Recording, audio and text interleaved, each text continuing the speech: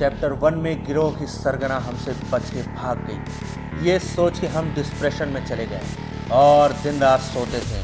सो के थक जाते थे। थकान मिटाने के लिए हमें फिर सोना पड़ता था। हम दिन में ही फैंटा का पूरा खंबा ख़त्म कर जाते थे और नशे में धुत रहते थे। सिगरेट की तलब लगी। मैंने बोला दिल्ली चलते हैं, आजकल वहाँ हवाओं में सिगरेट का नशा है। एजेंट भी नाराज़ हो गए, बोले बेटा ठंडी इतनी है फट के हाथ में आ जाएगी, तू मुंबई जा और गिरोह का पता लगा। मैं माया नगरी गया। यहाँ बिल्डिंग पे कोई सिंदूर फेंक के भाग गया था। बसें एक के ऊपर एक चढ़ी, सड़कों पर सोने का अवैध कारोबार चालू था। तभी कसूरी मेथी के नशे में भंड मुझे एक घोड़ा दिखा जो अपनी पूंछ पकड़ने के लिए गोल गोल घूमे जा रहा था।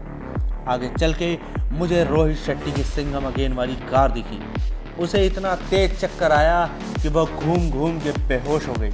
आगे जाने पे मैंने देखा कुछ लोग तस्करी का सामान खींच कर ले जा रहे थे। मैंने उनका पीछा किया। उनकी स्पीड ज़्यादा थी, मैं पीछे रह गया। उनका पीछा करने के लिए मैंने साइकिल उठाई।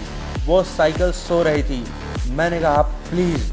उसने कहा भाग जाए यहाँ से, सोने का समय है। मैं स्ट्रेस दूर करने के लिए स्ट्रेस फ्री जोन में घुस गया। वहाँ एक बिल्ली सिगरेट बेच रही थी। मैंने बोला जानवर हो के आदमी जैसी हरकत कर नहीं आती, वो लगा के बैठ गई। फिर मैं पहुँचा ऐसी जगह जहाँ ट्रेन से बच्चों की तस्करी हो रही थी। मुझे पता लगाना था ये ट्रेन बच्चों को कहाँ ले जाती है। अगले दिन मैं एजेंट वी के साथ वहीं खड़ा हो गया जहाँ से ट्रेन गुजरती थी। एक गुंडी आई और मेरे आँख से क्लोरोफॉर्म सूंघाने लगी। मैंने बोला क्या गुंडी बनेगी रे तू, और क्लोरोफॉर्म नाक में सूंघाते हैं आँख में नहीं। बेहोशी की हालत में उसने हमें ट्रेन में डाल दिया। वो ट्रेन हमें लेके रवाना हो गई।